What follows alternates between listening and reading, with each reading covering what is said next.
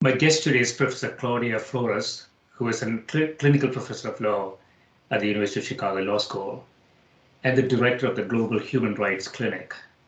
Her research and advocacy focuses on issues of inequality and failures of good governance and rule of law. Welcome, Claudia. Thank you so much. Yeah, thanks for doing this. So we want to talk about your recent paper, Global Impunity, how police laws and policies in the world's wealthiest countries fail international human rights standards. So before we get the details of this, what do you mean by international human rights standards? Sure. So the international human rights standards are actually pulled from a number of international treaties and agreements. So countries have signed on to the Universal Declaration of Human Rights, the International Covenant on Civil and Political Rights. That's probably the one that most Americans are familiar with. The Convention Against Torture, and those treaties have requirements that states have to abide by.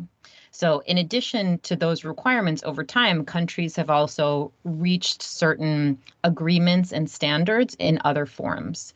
And there's three primary kind of instruments that the standards in the report that we wrote rely on. One is the UN Code of Conduct for law enforcement officials. Another is the UN Basic Principles on the Use of Force and Firearms by Law Enforcement.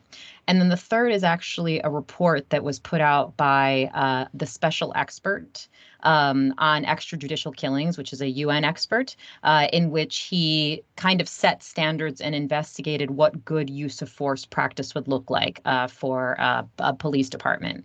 So we essentially took those three instruments, the international human rights treaties, and then we extracted the principles that we used in the report. So the law enforcing personnel, officials around the world, there are so many different cultures, there's so many different types of people. So do we really have standardization across that from a UN perspective? Yeah, well, it's not an easy thing to do, but the job of law enforcement in any state is always the same. Right? It's to preserve order, allow society to function, to protect rights of the citizen. So there's always this balance between ensuring that the state is keeping order, but that also citizens have their rights and their freedom, according to whatever constitution the state is functioning under. And, as you probably know, most constitutions at this point are very standardized. Freedom of expression is in every constitution in the world, freedom of assembly. So basic rights are generally standardized. So really the job of the police is pretty much the same. Now, of course, there are many different cultures and you find a lot of variation. But what we were looking at really was just at the basic level, were these use of force policies meeting these basic standards, understanding that there would be a lot of variation.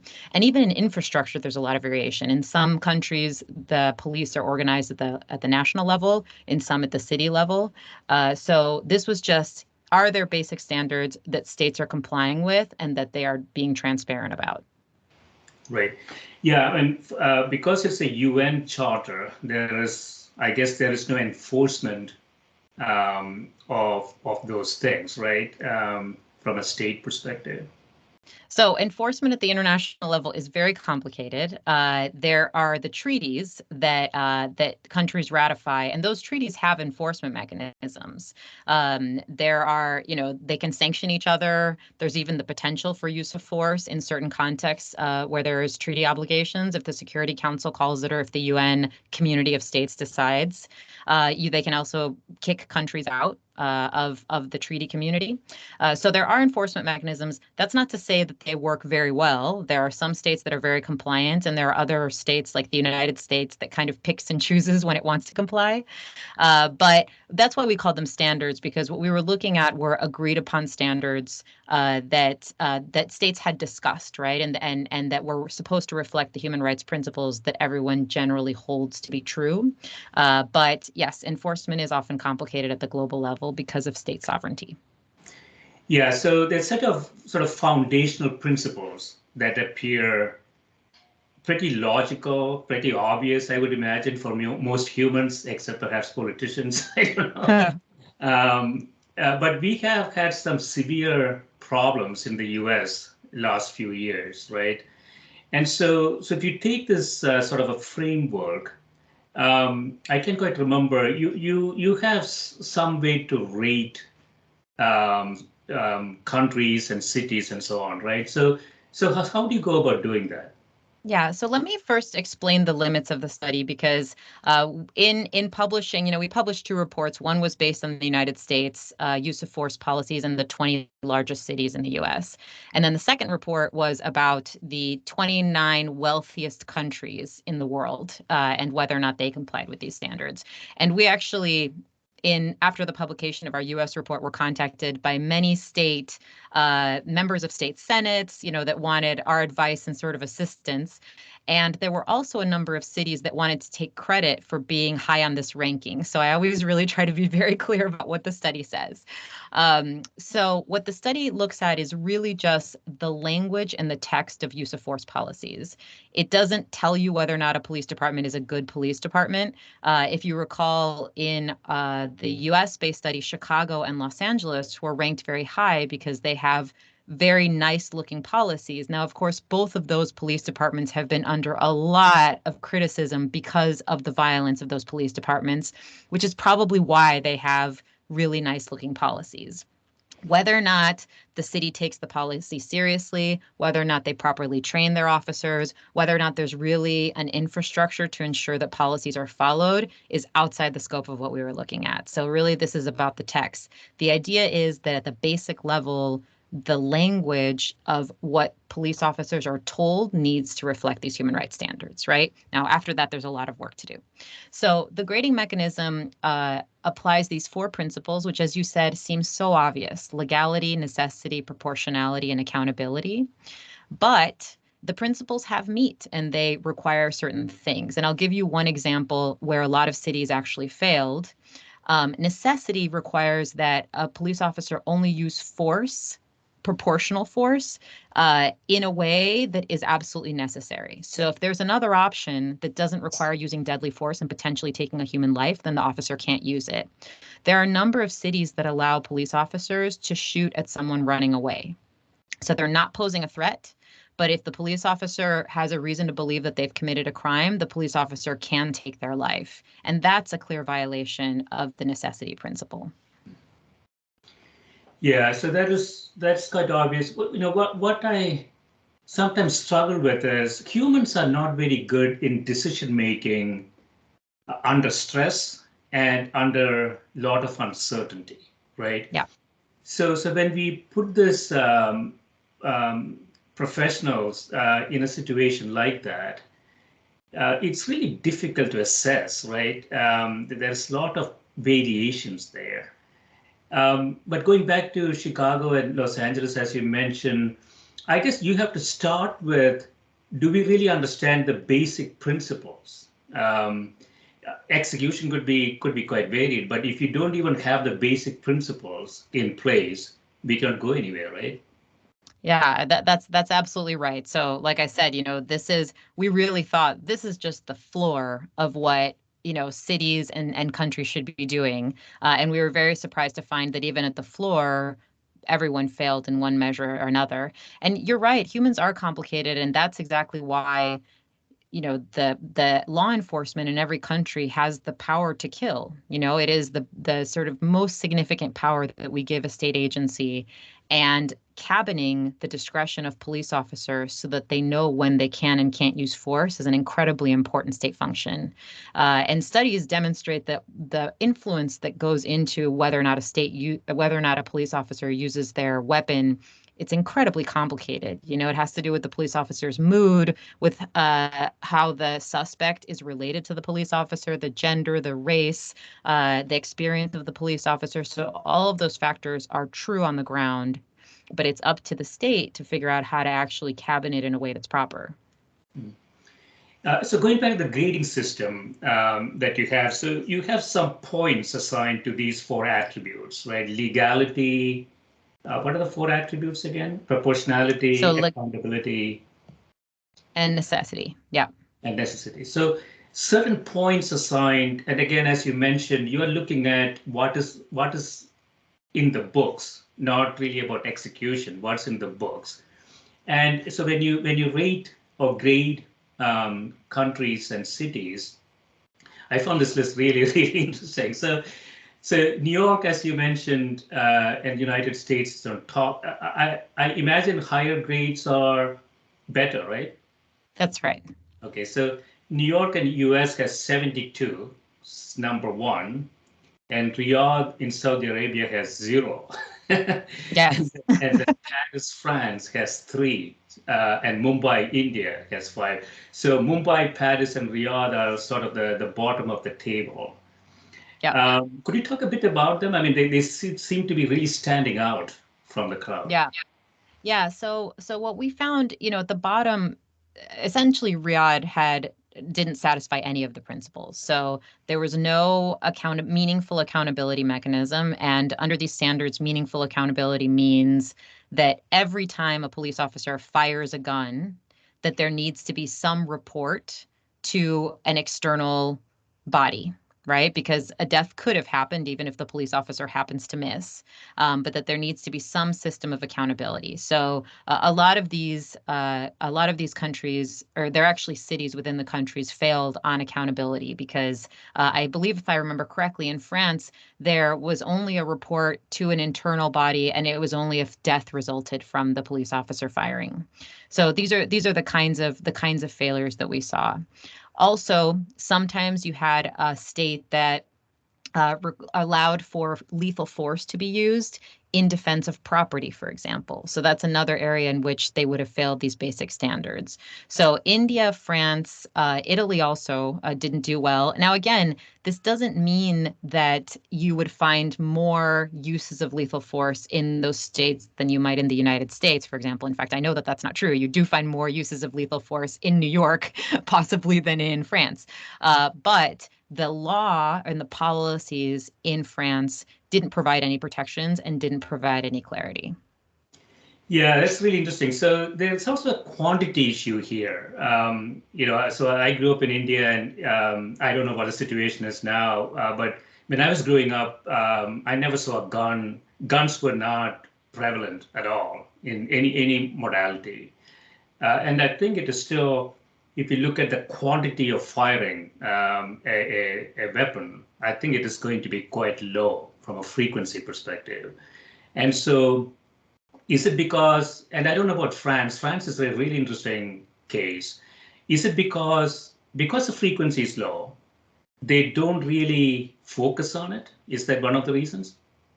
That absolutely could be the case.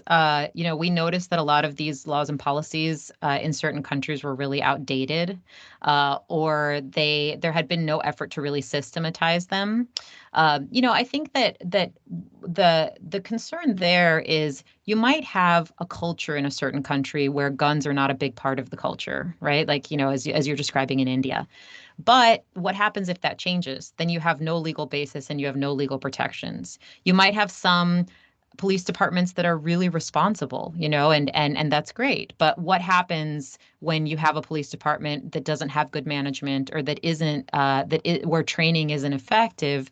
The citizens of that country have no protections if there are no policies that are guiding law enforcement. And so, Norway, for example, Belgium, Sweden, these are all places I think that people think of as probably having responsible law enforcement practices, but they don't have laws and policies on the books that reflect that. And so this is really a question of whether or not a law and a policy within a state should provide the protections that could be needed.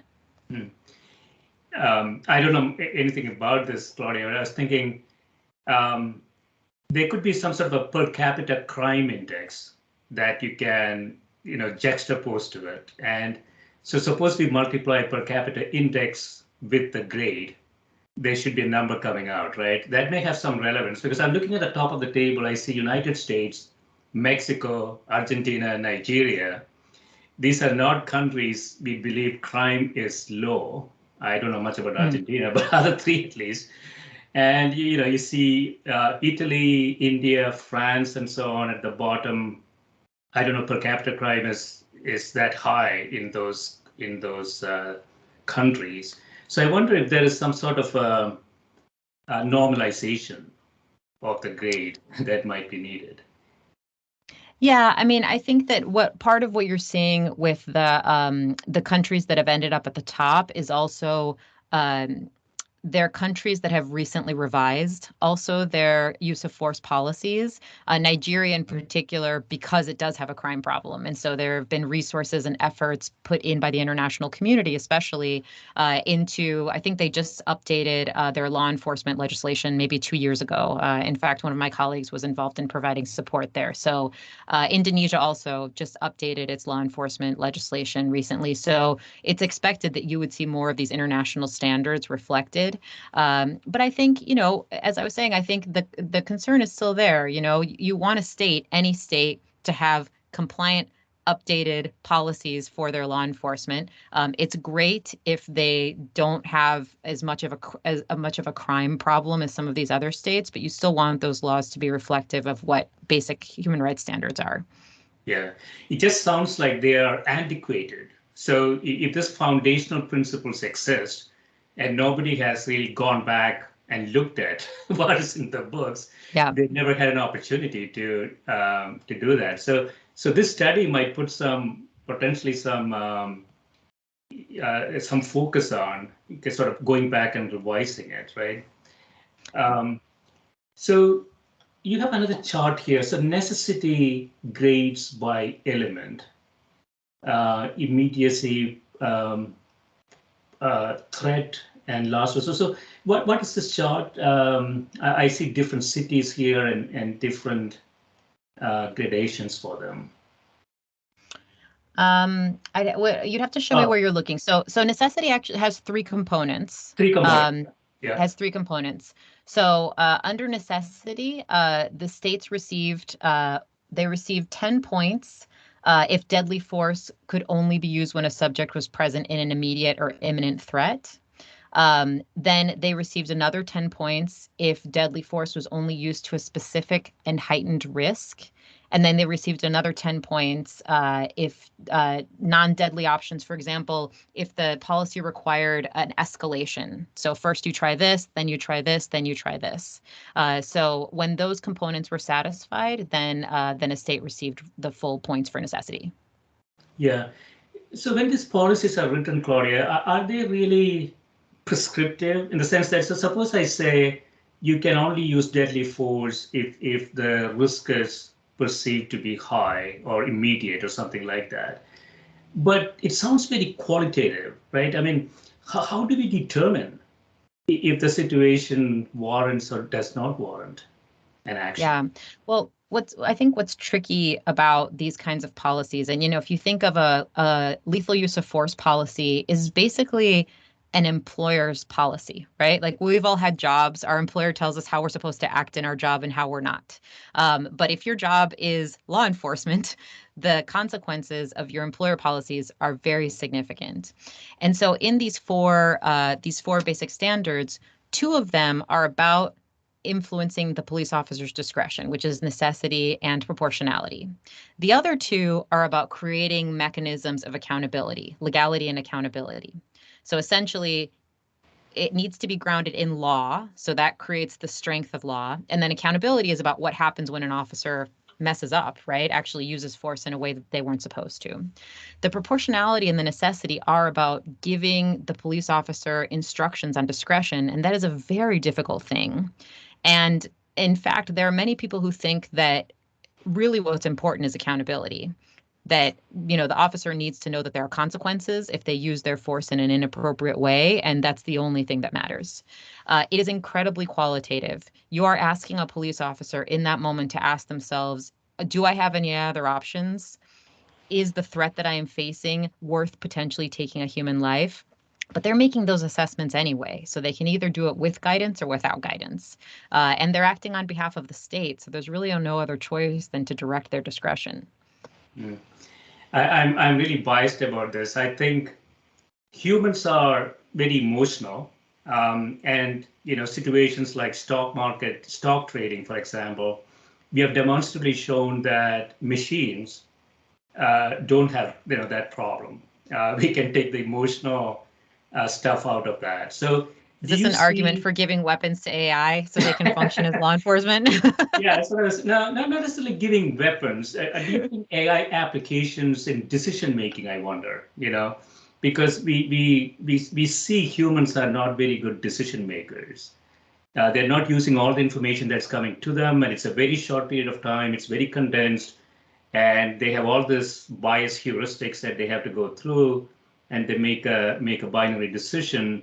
It appears a sort of a very inefficient process for a human. I think that's right. I mean, the flip side of it is that humans are also able to understand nuance in a way that could actually be helpful in that situation, right? Exercise empathy and sympathy and all of these things that we want a police officer to be doing in that moment. But you're right. I think that there are limitations here. Humans are not. They're not robots, and we can't just say, think A, B, and C, and then make your decision. But we have to direct the behavior as much as possible. And I'll give you an example in a separate study that I did with my students on policing of protests.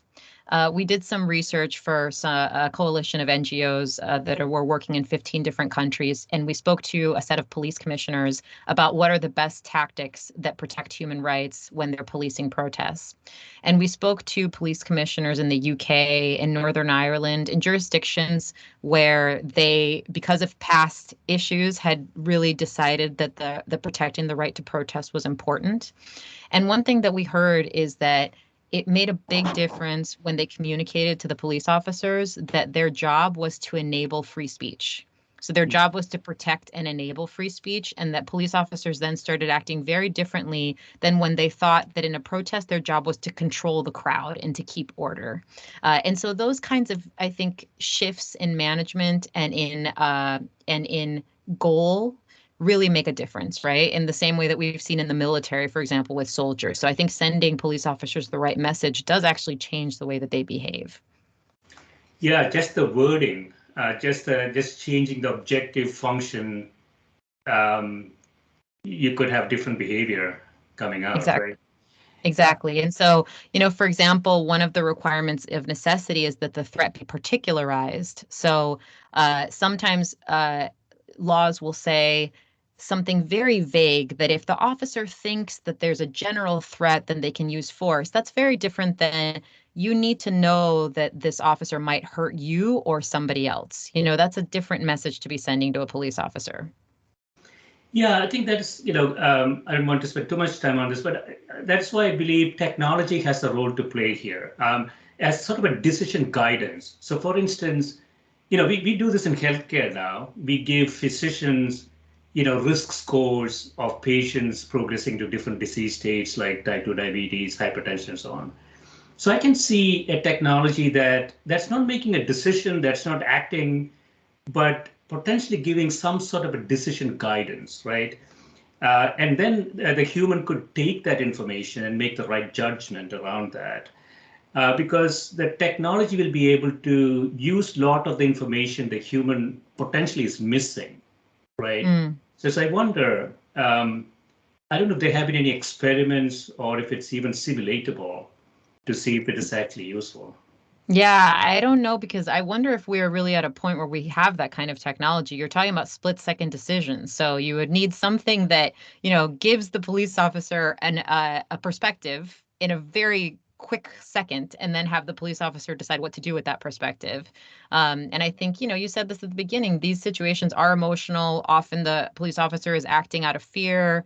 And so what we're trying to do is just create a bit of order and sense in the situation so that people don't die unnecessarily. Yeah. And obviously training, I mean, training is a big issue. As we introduce technologies into the police force, if they're not trained properly, that doesn't go in. I mean, that has a negative effect ultimately, right? Exactly. And that's part of the question here too, is what kind of training officers are receiving about when to use lethal force. And there are all these terrible stories that came out of the United States, last year and the year before, of police officers that were using chokeholds and all sorts of other methods that could take a human life, and they were doing it in situations where it was inappropriate and not necessary. Yeah. Um, the legal system, and I'm thinking about the United States more specifically, does it have outdated notions of how to do this? Have we really, are we to a point that we need to really redesign the legal aspects of this? I do think, I mean, I'll speak for the United States first. There has been a tendency to decentralize and also a tendency to allow law enforcement departments to just sort of make these decisions on their own. And I think that's a really big mistake. You know, we regulate in areas that have far less impact on communities. We regulate at the national level and we regulate closely. And up until now, many police departments in the US have just been allowed to kind of decide how they want to do things. And the courts have really only questioned them when they've really gone very far in terms of racial bias or in terms of other violations of constitutional rights. And I think that one of the things that was very striking to us was just the global lack of transparency. Even getting the laws and policies to do this study took about 6 months. And this was with us having a pretty extensive alumni network, you know, that we relied on. We did a lot of outreach to just get, you know, you would think that your own city's policy on when a police officer can shoot you would be something you could easily find online, you know, but it's not. And then there's also data about when the police are using force. So there are a lot of scholars right now that are working in a very tedious way in trying to collect even just information through newspapers and media on when the police are using force. And that's not something that a lot of governments provide. So there's been no motivation to make it transparent. And so we really don't know if force is being used appropriately in a lot of countries around the world. Yeah, I mean, I was wondering how does the judicial system handle it? So expose something bad happened, and then you go to the courts. How will the judicial system determine what was known, what was appropriate? I mean, if none of those things are really transparent, how will the legal system work? Well, and in some countries, it will never make it to the judicial system because the police officers will have a form of immunity. So in the US, the police officers have something called qualified immunity, which would make them immune from even being held accountable, personally accountable in that way. And so what a lot of policies and laws actually do is they have, it's not, these cases don't go to the judicial system, they go to another process that a mechanism that sort of reviews and has some power. But there are some countries, I think Germany, for example, where a police officer can actually be prosecuted under criminal law. And so that's just, they just go through the regular process. And so that's one form of accountability. Yeah, I was just looking at sort of an expanded chart in terms of cities. Again, so you have the 4 attributes and the ratings on them. Almost everybody is failing on legality, it looks like. Yes. Yeah. Do you mean in the US-based study or in the global study? Global study. Again, the cities, starting with New York and ending up in Riyadh. Yes. Yeah, so almost every country has legality score of 5. it's true because the legality requirement required a human rights compliant law. And so none of the states had a human rights compliant law. Many of them had a law, but it wasn't a compliant law that had the 3 elements that were part of the basic standard. So human rights compliant law. So it looks like it's a universal problem. So going back to the United Nations, how would you make this happen across the world? Yeah. I mean, look, there's a few narratives here. One narrative is that states are not taking their obligations seriously. And so they're not actually complying with these basic standards, right? I think that's one narrative. And there's a role for the UN. There's a role for the UN to start prioritizing this. I think that, and this is just an anecdotal opinion, I think this is an area in which states are very resistant to external opinions and influence because it's law enforcement. And so it's been difficult in the past. That's changed a lot in the last year. You may be aware that I think it was last June, the UN Human Rights Council called for an urgent debate after many of the families of victims, including George Floyd, went to the UN Human Rights Council and said, please intervene because this is happening not just in the US, but in many countries. The Office of the High Commissioner issued a report. So there's been more, I think, effort to get states to be thinking about how law enforcement especially targets communities that are marginalized and, the African diaspora. So I think that is changing. But I think the other narrative is just that it's the people also have to push their own countries to be transparent about these things. A citizen should know what the police are doing and should know whether or not, their basic rights are being protected. Yeah, so the Human Rights Council, the Human Rights Council that you direct, that's at University of Chicago, right? No. So this is at No. the United Nations. There's a subset of countries. I'm forgetting the number exactly, but it's something around 40 countries that are members of the UN Human Rights Council. And what they do is they report to the General Assembly, and they also interpret human rights obligations. The United States was a member of this council up until the Trump administration, and then President Trump withdrew us from the council, and now we've just joined again. So it's a very powerful UN body that focuses primarily on human rights and issues resolutions and commitments. And then the OHCHR is the part of the UN that does human rights interpretation and investigation. Yeah, it's a broader remit, isn't it? I mean, so war crimes and things like that come under that too, right? War crimes there are related war crimes issues that go before the UN Human Rights Council, but a lot of those decisions are made either in the Security Council or in the General Assembly. So there are a number of confusing UN bodies that focus on different elements that touch upon human rights. Yeah.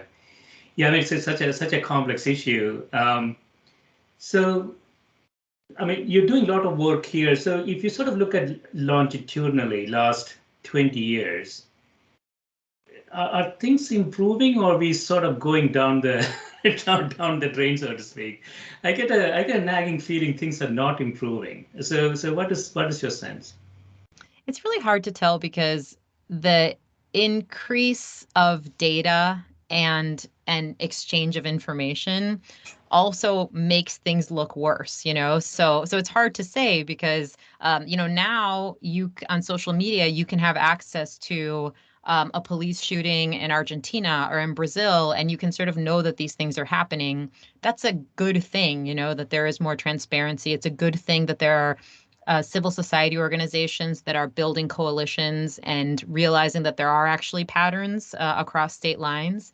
So those are good things. Now, whether or not things are objectively getting worse, I think that probably is more of a regional question. I can say in the US that the patterns of law enforcement abuses and racial profiling, that's not new. It's become more known, but it's definitely not new. Did it get worse under the Trump administration? We have political dynamics just like any other country. So I think I'll leave that to the sociologists. But I do think there's an information transparency that is kind of heightening some of these issues in ways that I think will prove to be useful. Yeah.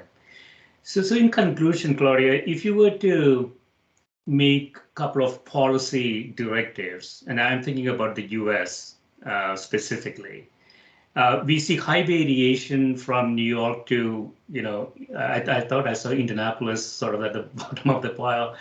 So very high variation among US cities. So do you see we take sort of a model city and then fashion other cities around it? What would be the policy directives that you would use to sort of bring up the US to more of an even stage? Yeah, I mean, so, right now there's a piece of legislation called the Justice and Policing Act in the US that tries to address a lot of these issues and also just systematize the basic standards and expectations. And if that passes in Congress, it will be a very useful piece of legislation.